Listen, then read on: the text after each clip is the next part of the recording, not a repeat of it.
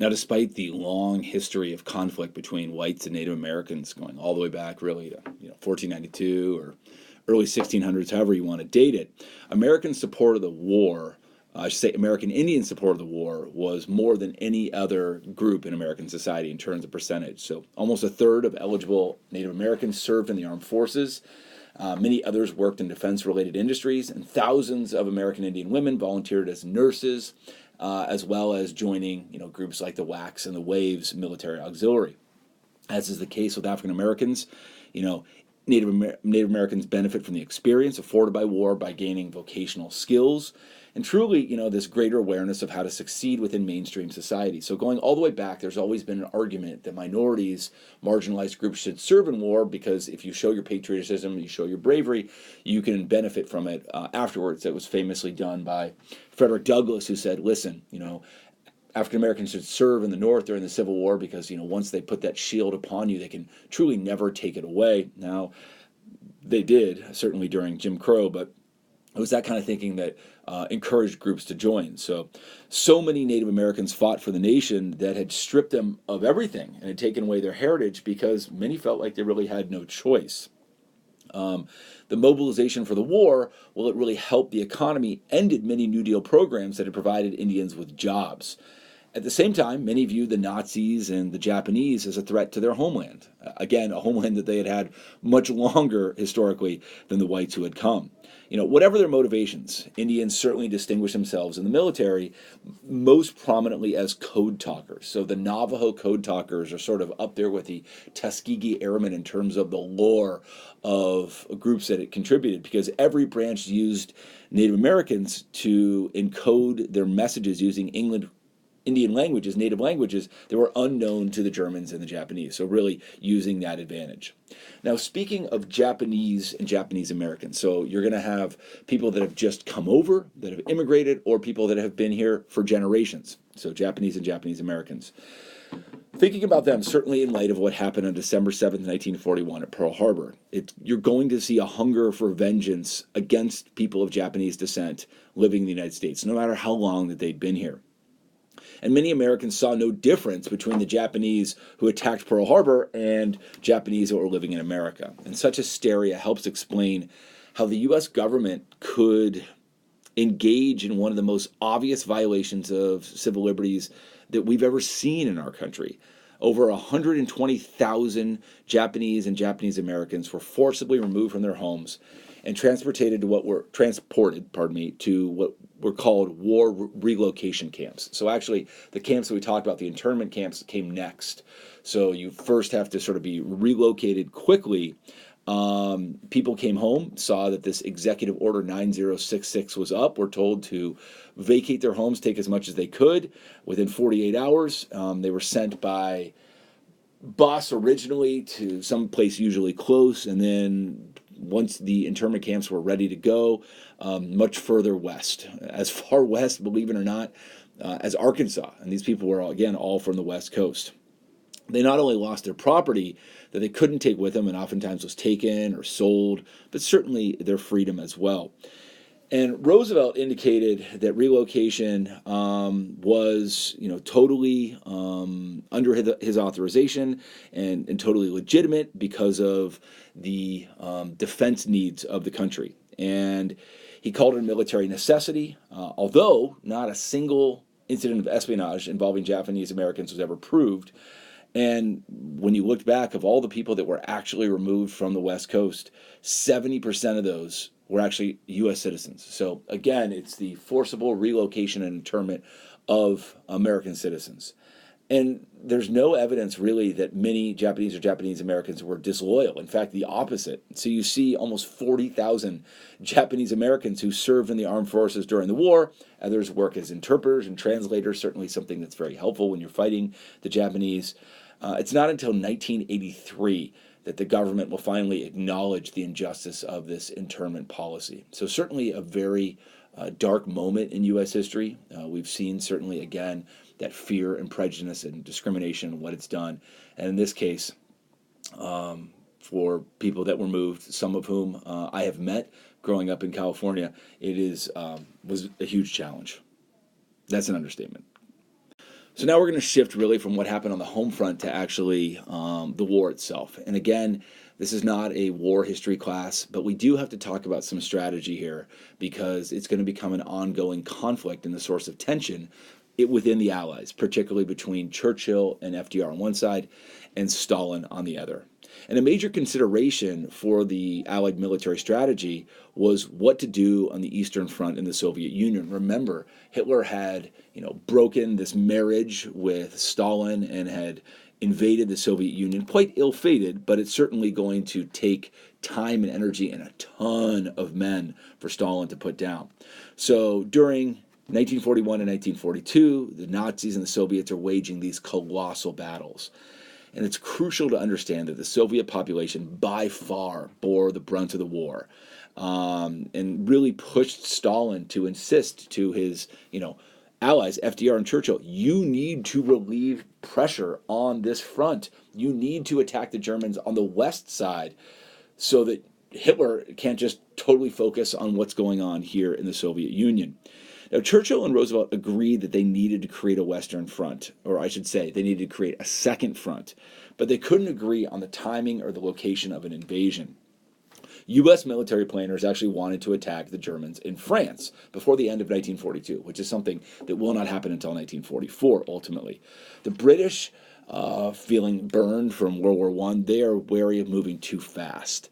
And they figure that if they get beat in France, that could be the end of the war, so they're reluctant to do so. Finally, they decide to agree on an English-American invasion of North Africa, which at the time was occupied by German and Italian armies that weren't as strong as those in Europe. So if we can go into North Africa and win, then potentially we could cross the Mediterranean, as we will do, sort of jump up through Italy and sort of work your way into Europe.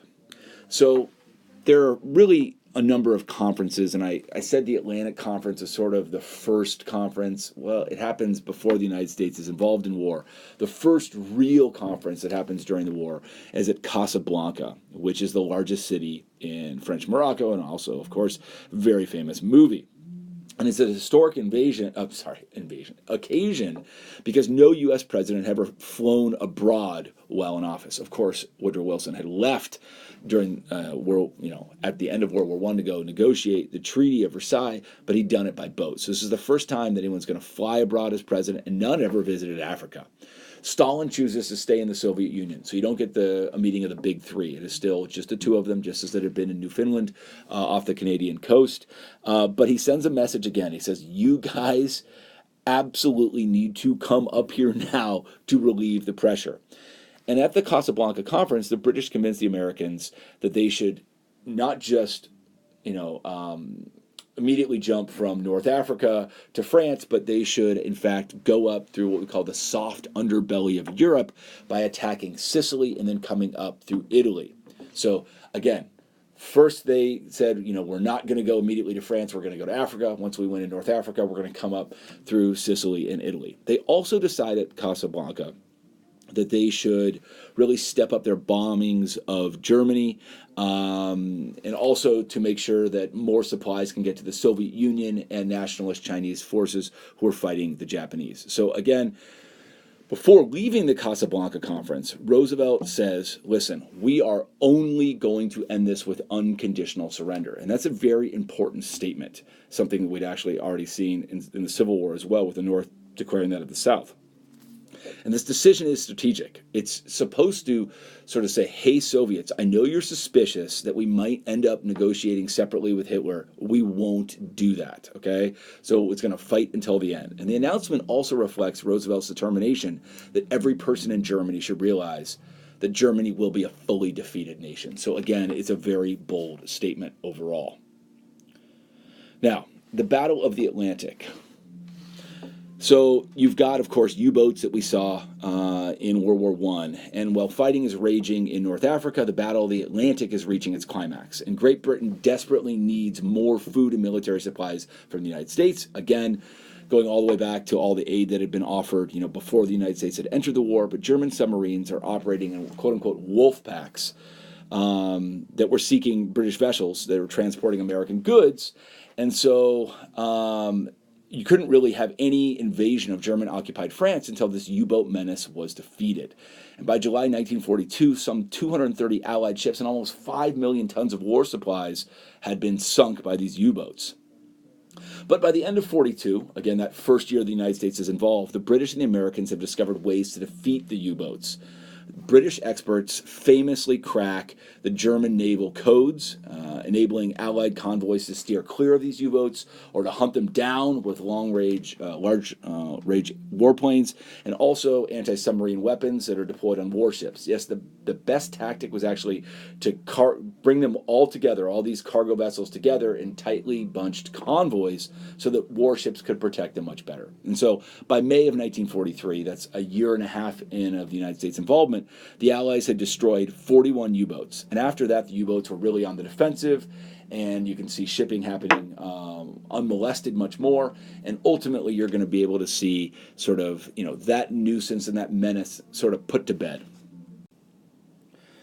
So late in the fall of 1943, the big three, Churchill, Stalin, and FDR, are going to get together for the first time. So first, you had Churchill and FDR together at the Atlantic Conference off of Canada and Newfoundland before the United States joined the war in 1941. Then you're going to have Casablanca in Morocco with just Churchill and FDR. Now you're going to have all three of them together for the first time. Their discussion is going to focus on the plan to invade Nazi-controlled France. So now they're going to finally be focusing on this, Western Front. And the three leaders also agree to create the United Nations. Now, this has been something that had certainly been talked about between Churchill and FDR at the Atlantic Conference, but now they're going to have more firm plans.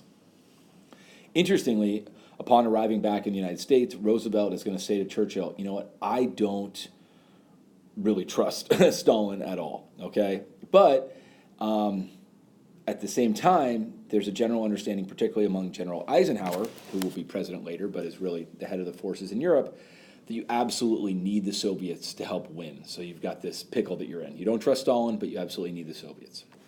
So the plan that they ultimately conceived of was called Operation Overlord. So in early 1944, Dwight Eisenhower arrives in London with a new title, Supreme Commander of the Allied Expeditionary Force. Now, again, that's different than the other AEF, which was the American Expeditionary Force in World War I. And this effort is going to be to cross the English Channel to go from England to France, which is a super daunting task. And this Operation Overlord is going to try to have an assault on what's known as Hitler's Atlantic Wall, which was basically fortifications, mines, machine guns, barbed wire, jagged beach obstacles all along this French coastline that has huge cliffs right from the water. And so they were going to try to attack by sea against this heavily fortified deal. And Eisenhower is going to try to put together this very risky, complex military operation amidst political rivalries of the Allied leaders. Okay, so even as D-Day approaches, Eisenhower's chief of staff predicted only a 50-50 chance of success. This was so difficult to do. A seaborne invasion was a ridiculous gamble and really the most complex military operation in history. Eisenhower is so concerned about it that he carries a note in his wallet that basically says, "It's my fault if we fail." Now, Operation Overlord ultimately does succeed because it surprises the Germans. The Allies did a tremendous job of an elaborate sort of decoy effort where they put British troops in a certain area that they weren't going to actually attack from. They made misleading public statements to the Nazis. They even put basically inflatable tanks that you could see in pictures to make it seem like they were going to actually be crossing at a place called Pas de Calais, which is right on the French and Belgian border. It's where the English Channel is the narrowest, so it seemed like the most sense logistically to do. Instead, the landings occurred along 50 miles of shoreline in northern Normandy, which is about 200 miles south. But it didn't go off without a hitch, because as the planes carrying the paratroopers were supposed to arrive over France in order to sort of be there before the people came by sea, thick clouds and German anti-aircraft disrupted the formation. Some were dropped well off of where they're supposed to be. Some were dropped way too low. Some were dropped in the water. But at the end of the day, Many did get down, and they actually prepared for the main invasion by destroying bridges and capturing artillery positions and being there when everybody came on the beach.